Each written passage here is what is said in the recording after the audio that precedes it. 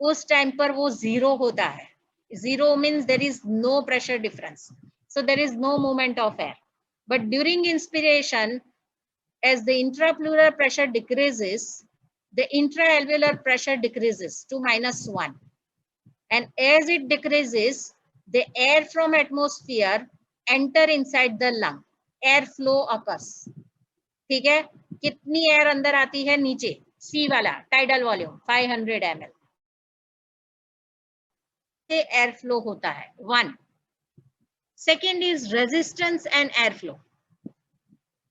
हमने Ohm's law के हिसाब से क्या देखा कि एयर फ्लो डिपेंड करता है एक तो प्रेशर ग्रेडियंट के ऊपर, inverse it is directly related and inversely related to the resistance. तो प्रेशर ग्रेडियंट हमने देख लिया. Now coming to resistance, air resistance जिसको बोलते हैं.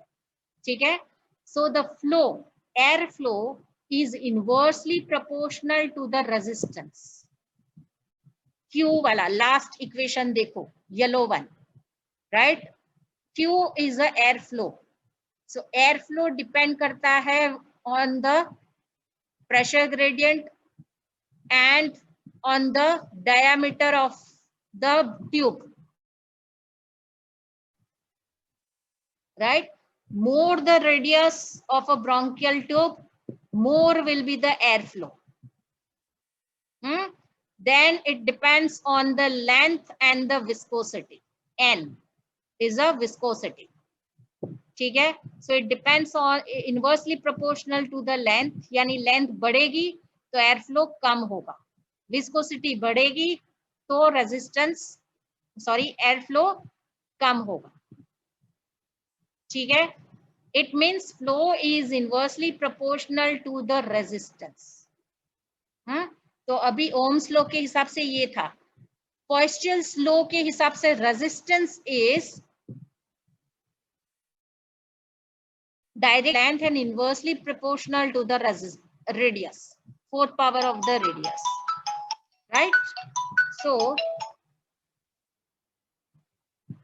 the airway resistance is directly proportional to the viscosity and the length, जो already हमने यहाँ देखा इक्वेशन में. Resistance is directly proportional to the viscosity and the length and inversely proportional to the fourth power of the radius. And airflow is directly proportional to the pressure gradient and radius and inversely proportional to the viscosity of the length. It means कि अगर तुम्हारा air flow, bronchial tube का diameter बढ़ेगा तो air flow क्या होगा, बढ़ेगा, क्योंकि रेजिस्टेंस कम होगा. समझ में आया. Radius of a diameter of bronchial tube बढ़ेगा, राइट, तो रेजिस्टेंस कम होगा, रेजिस्टेंस कम होगा तो एयर फ्लो इंक्रीज होगा. Clear. So the site of resistance, principles of the airway resistance. Now the site of resistance, the primary site of airway resistance is a medium sized bronchi, that is lobar and segmental, and the bronchi down to about 7 generation. क्यों lobar and the segmental bronchi होगा airway resistance? Maximum as per the Poiseuille's law, the airway resistance increases with fourth power of the airway radius. According to this law, the smaller airway would offer more resistance to airflow. ठीक है, यानी छोटा radius होगा, यानी smaller Airways जो है वो resistance ज्यादा क्रिएट करेगा. ठीक है, लेकिन maximum resistance medium size bronchi होता है, लोबर एंड सेगमेंटल ब्रोंकाई. ये तुमको एमसीक्यू में भी पूछते हैं कि the site of maximum resistance is, तो it is medium size bronchi, lobar और अ सेगमेंटल ब्रोंकाई. क्यों ऐसा होता है? Because the contribution by smaller airways is to 2%, because smaller airways are aligned in parallel and total surface area of the smaller airway is more. ठीक है, so as per the law smaller airways में ज्यादा resistance होना चाहिए, लेकिन उसमें ज्यादा resistance नहीं होता है. Why? Because they run in parallel and उसका सरफेस एरिया इज मोर. जितना सरफेस एरिया ज्यादा होता है रेजिस्टेंस उतना कम होता है, ठीक है। तो इसीलिए मीडियम साइज ब्रोंकाई कार में मैक्सिमम रेजिस्टेंस होता है। The type in turbulent airway, मतलब एयरवे रेजिस्टेंस डिपेंड करता है on the type of air flow also. There are the two type of flow, turbulent flow and laminar flow. Laminar flow means एक line में ही जाएगा, right, there is a streamline flow, and turbulent flow यानी wavy, right. So and the type of airflow, it depends on the Reynolds number. So Reynolds number किसके ऊपर depend करता है? Velocity, diameter and density, and inversely proportional to the viscosity. So if the Reynolds number is increased, then the turbulent flow occurs. यानी Reynolds number less than 2000 होगा तो there is a streamline flow. But if it increases more than 2000 or 3000, कोई book में 3000 भी लिखा है, it is correct. ठीक है,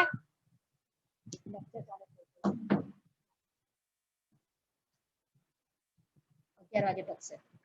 So so Reynolds number exceeds the 3000 or 2000, then the turbulent flow occurs. So agar more, right? Factors which influence the airway resistance. So this is about the airway resistance किसके ऊपर depend करता है, वो अभी हम पढ़ रहे हैं। आगे जो देखा, that is about the type of air flow and the site of resistance.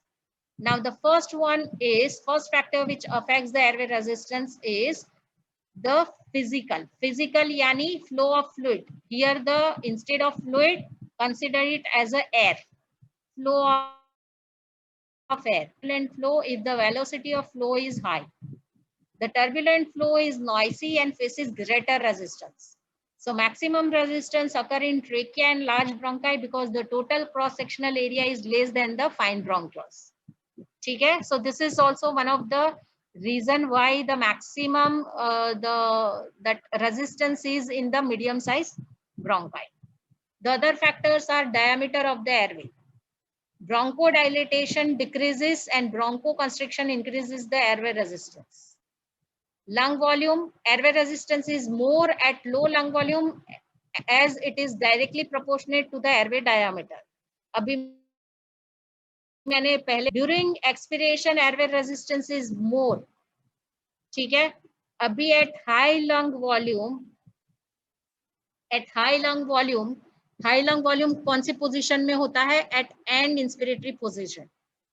तुम जब इंस्पायर करते हो तो there is a stretching of the lung, ठीक है, lung stretch होता है. Now on either side of the bronchial tube elastic fibers are present, right? तो जब lung का visceral pleura lung को stretch करेगा तो elastic fiber stretch होंगे, elastic fiber stretch होंगे तो bronchial tube का क्या होगा?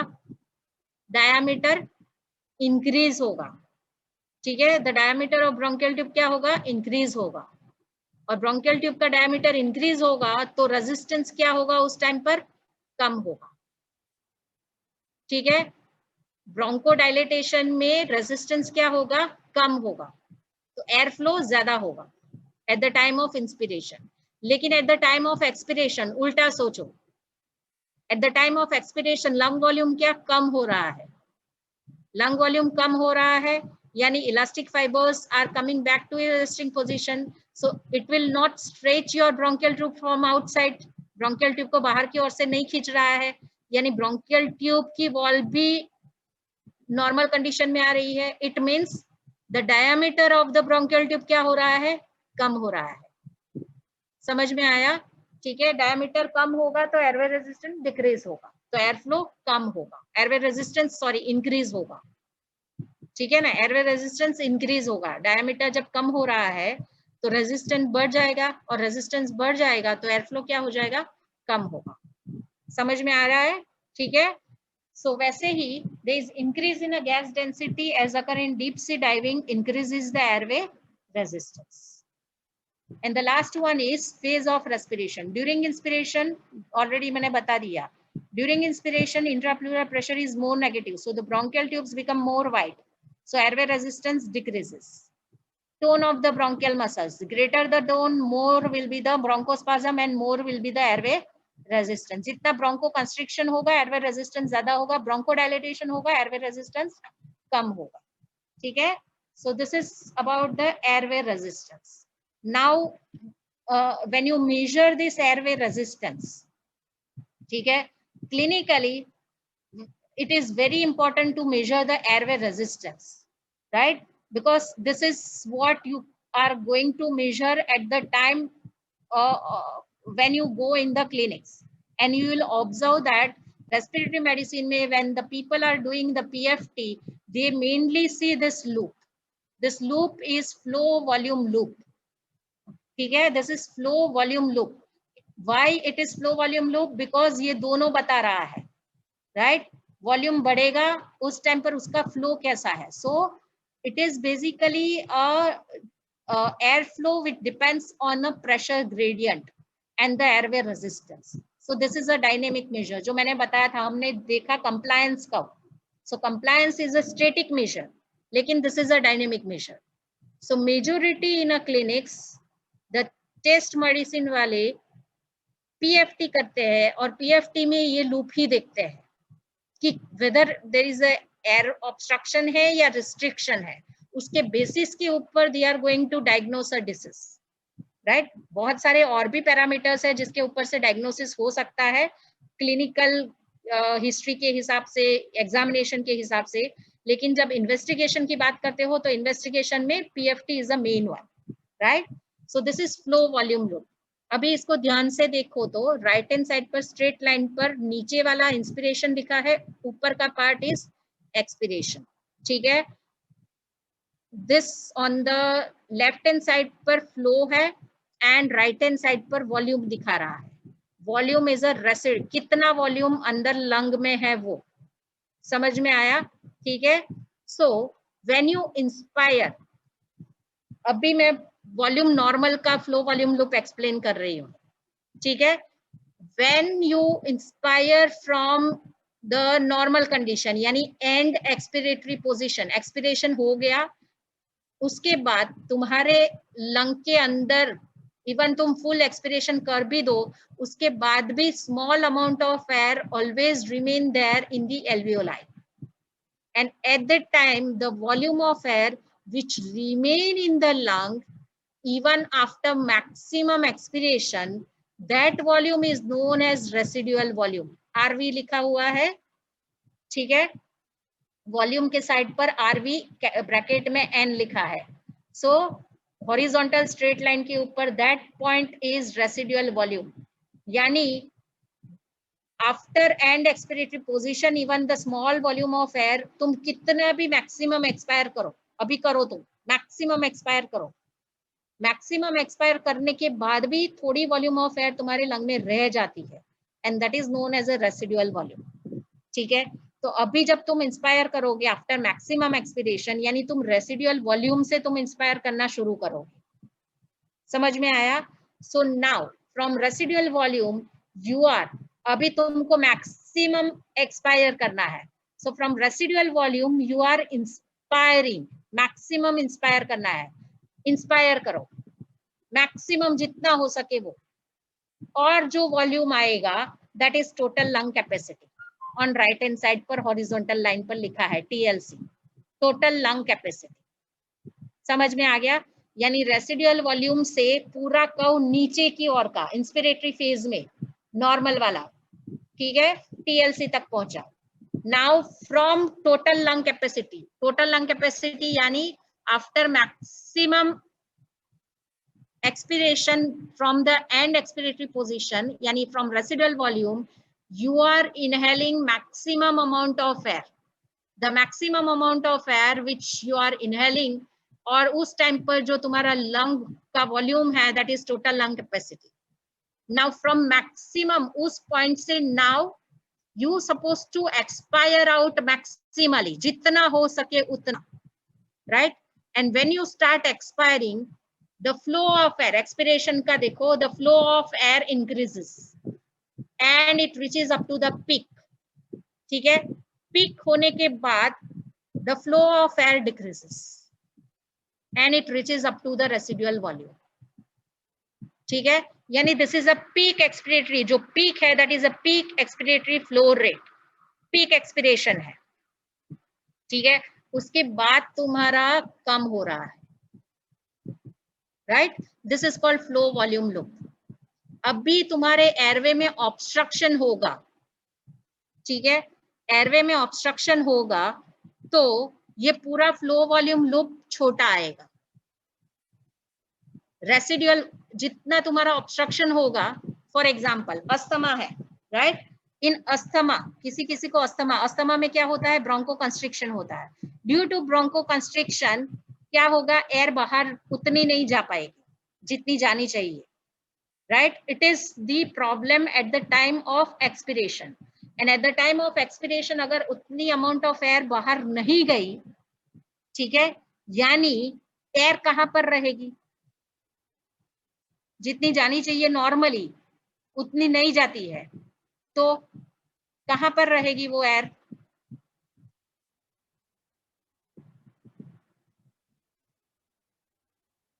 विद इन एल्वेओलाई, और विद इन एल्वेओलाई वो जो रहता है एक्सपिरेशन के बाद उसको क्या बोलते हैं, रेसिडुअल वॉल्यूम, ठीक है, तो अगर उतनी अमाउंट ऑफ एयर बाहर नहीं गई यानी रेसिडुअल वॉल्यूम बढ़ गया, समझ में आ रही है चीज, तो जब एयर ऑब्स्ट्रक्शन है, अस्थमा है, ठीक है, अमाउंट ऑफ एयर बाहर जाने में प्रॉब्लम है, तो ज्यादा अमाउंट ऑफ एयर लंग में ही रह जाएगी, तो रेसिडुअल वॉल्यूम क्या होगा, ज्यादा होगा। तो आरवीओ समझ में आ गया क्यों ऐसा है, ठीक है, अब भी ज्यादा अमाउंट ऑफ एयर अंदर है और तुम इंस्पायर कर रहे हो, ठीक है, तो इंस्पिरेशन में कोई प्रॉब्लम नहीं है, लेकिन कंप्लायंस क्या होगा, compare to normal, compare to normal compliance क्या होगा, when the residual volume is more, low होगा, डिक्रीज होगा, क्लियर, तो कम अमाउंट ऑफ एयर आएगी। टीएलसी, टीएलसी तो मैक्सिमम तुम जितना कर पाओगे उतना ही कर पाओगे, समझ में आ गया, so TLC is same, total lung capacity, but from total lung capacity अभी तुमको वापस मैक्सिमम जितना निकाल सको उतना निकालना है, लेकिन when you expire out, when you are expire out from that, because there is a problem in bronchial tubes, there is a bronchoconstriction already, there is a obstruction hai and you are expiring out, so that acts as a resistance, so less amount of air you are going to expire out, so peak जो है तुम्हारा क्या आएगा, कम आएगा, peak value कम आएगी and flow rate भी कम होगा, समझ में आया, ठीक है, so that is why a small loop is created instead of big loop. Graph सभी को समझ में आया, any doubt in this,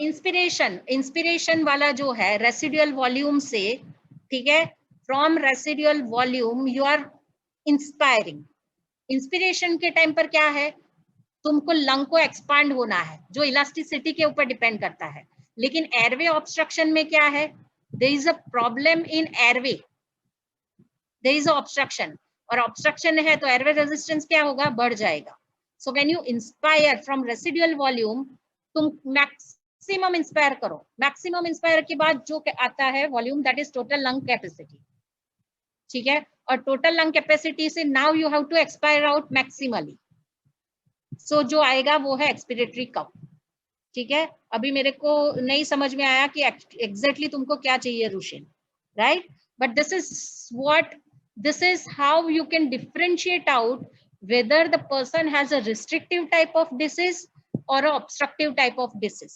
Restriction मतलब restriction in expansion, and obstructive type of disease मानी there is a obstruction in the air flow, और air flow का obstruction होगा यानी ब्रोंकियल ट्यूब, एयरवे की बात हो रही है, समझ में आया, so there are the two type of respiratory disease, obstructive and restrictive, तो हम उसको नेक्स्ट टाइम पर डिस्कस करेंगे, राइट, सो ये है तुम्हारा रिस्ट्रिक्टिव एंड ऑब्स्ट्रक्टिव, तो ये नेक्स्ट टाइम पर डिस्कस करेंगे, so almost we have completed all the factors, ठीक है, सो नेक्स्ट टाइम पर लंग वॉल्यूम्स, एंड ये जितना पार्ट हमारा बाकी है उतना कंप्लीट करेंगे, राइट? क्या है, एक minute. So here I'll completed the class. It is not necessary कि resistance in right bronchus is less than the left one. ठीक है, उल्टा उसमें ब्रांचिंग ज्यादा हो रही है राइट में, क्योंकि 3 लोब है ना कंपेयर टू लेफ्ट, है ना, तो इसीलिए. Okay, so here I stop my class. Any other question? Give your attendance.